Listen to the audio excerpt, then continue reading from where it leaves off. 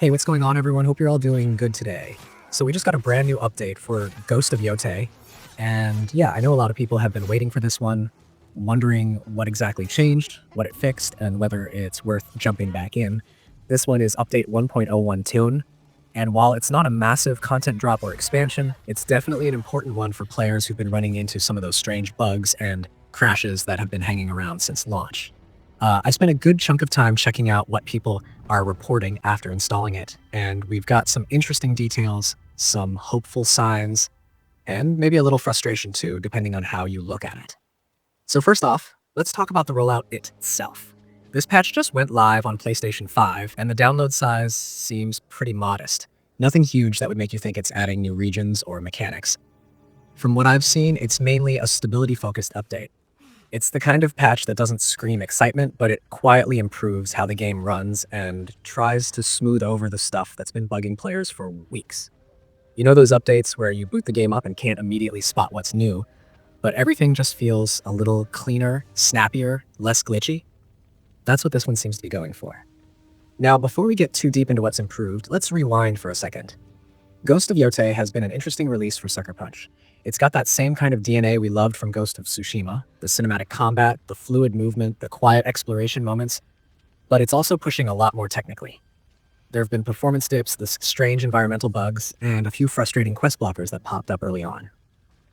The previous patch, 1.009, was mostly aimed at stability too, and while it did fix some of those nasty crashes, it didn't completely eliminate them. So this new update feels like Sucker Punch taking another step toward tightening the screws and making sure the whole experience holds together the way it's supposed to. What's kind of funny is that the official patch notes still haven't dropped from Sucker Punch's support page, which is something fans noticed right away. Usually they'll post a breakdown of every fix, but this time it's been silent so far. That's made people a little impatient, but we can already piece together what's changed based on player reports and early impressions from communities like Reddit and the MP First article that first covered it. They described it as another bug fix and stability update, and honestly, that lines up perfectly with what players are noticing now. One of the most common things people have mentioned is how much more stable the game feels overall. Before this patch, there were random crashes, especially when traveling across large regions or during intense combat sequences. Those seem to be much rarer now.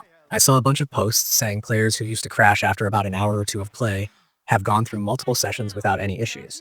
That's a good sign because stability patches can be tricky. They don't always fix everything, but when you see fewer crashes across the board, that's a real improvement. Then there's the issue with the spike pit respawn bug.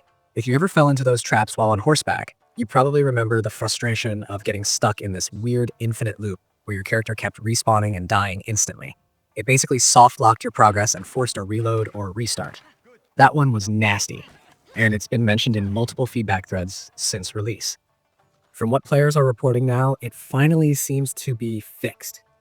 That alone is a huge relief for anyone who had their saves compromised by that weird glitch. There's also been talk about the oxygen meter bug, the one that popped up even when your character barely touched the water.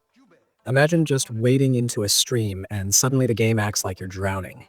It was hilarious at first, but got annoying fast. That issue appears to be corrected now. The meter behaves normally, only triggering when you're actually underwater for an extended period. Little fixes like that may not sound exciting, but they really polish up the immersion factor. It's all those tiny annoyances that pile up over time and make a good game feel rough around the edges. When you clean them out, the whole experience just feels smoother and more natural. Another area that seems to have gotten attention is the quests and side missions. There were a few notorious ones, like The Last Brother and Kusarigama's Regret, where players were getting stuck at weird progression points. Either the objectives wouldn't update, or the NPCs just refused to trigger the next part of the mission. From what I've seen so far, those seem to be functioning correctly now. A few players who were previously blocked actually went back and tested those missions again, and the progression worked perfectly. That's the kind of fix that quietly saves hours of frustration. A lot of folks also hoped for performance boosts, and while this isn't some massive optimization overhaul, there's definitely been some subtle improvement. Frame rates seem more consistent now, especially in denser areas with a lot of particle effects or enemies on screen. Ghost of Yotei is already a visually stunning game. The lighting, the weather effects, the movement of the grass and trees, it all adds up to that cinematic beauty that Sucker Punch is known for. So even a small bump in smoothness makes a difference. When you can swing your weapon or parry attacks without micro stutters, it just feels cleaner and more precise. It's worth noting that not everything has been fixed yet. There are still reports of smaller glitches, things like occasional animation hiccups or invisible geometry spots where the character briefly clips through the ground. Nothing game-breaking, but it reminds us that the polish phase is still ongoing. Players have also pointed out that the control input delay issue that happens occasionally after long sessions might still pop up here and there. Sucker Punch will probably continue refining that in the next patch. Something else interesting is how quiet Sucker Punch has been about the next content update. Usually, after a couple of technical patches like this, studios either move toward DLC or a quality of life feature update. So naturally, players are wondering if this stability pass is setting the stage for something bigger later this year. It's all speculation for now, but based on their track record with Ghost of Tsushima, it's possible they're preparing for some kind of expansion or New Game Plus enhancement. The timing lines up pretty nicely for a holiday content drop if they're following a similar pattern. I think one of the reasons this update matters, even though it's just a bug fix patch, is that it shows Sucker Punch is still actively monitoring and responding to community feedback. It's easy for developers to move on after a major launch, especially when the game has already hit a certain level of critical success. But consistent patches show they're still invested in making the experience as refined as possible. And if you've been playing since day one, you've probably noticed the progression. The early days had some frustrating performance hiccups, but each update since has chipped away at the problems. The community reaction so far has been mostly positive. You've got people sharing before and after clips of gameplay where stutters or crashes used to happen, and now it's just smooth. There's even been talk about how load times might be a little faster now, which could be a result of some back-end optimization. It's not a game changer, but those small things add up, especially for people who spend dozens of hours exploring every corner of the map.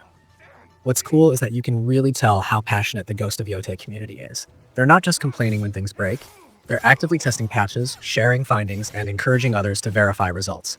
That's a level of engagement that helps developers improve faster, because it's basically free QA feedback from real-world gameplay. So in a weird way, this patch isn't just Sucker Punch doing their part, it's also a reflection of how involved the fan base is. Now, if you're wondering whether this update changes anything major about gameplay itself, the answer is no, not really. There aren't new weapons, moves, or enemies added. It's still the same core experience. But if you've been holding off playing because of crashes or mission bugs, this is probably the best time to come back. It feels stable, it runs smoother, and those progression-stopping glitches seem to be gone. That alone makes it a much better experience now than it was a few weeks ago. One thing that caught my attention in a few community threads was how players said the lighting feels slightly adjusted. It's subtle, maybe even unintentional, but certain areas look a bit more balanced in terms of brightness and contrast. It could be placebo, or maybe Sucker Punch quietly tweaked some rendering parameters. It wouldn't be the first time a studio slips in small visual adjustments without mentioning them. Either way, the game still looks gorgeous, maybe even more cohesive now. A lot of people are hoping the next big update will bring quality of life features like better map filters, more customization options, or expanded photo mode tools. If Sucker Punch keeps up this patch cycle, we could easily see one of those additions before the end of the year. For now, though, the focus is clearly on stability, which honestly makes sense. You can't build new content on shaky code, right? If you're planning to check your game version, just make sure it reads 1.0110 when you open the main menu. That's how you know it's installed properly. And if you're still seeing bugs, it's worth sending in a report to their support team. It really does help speed up fixes in the next patch.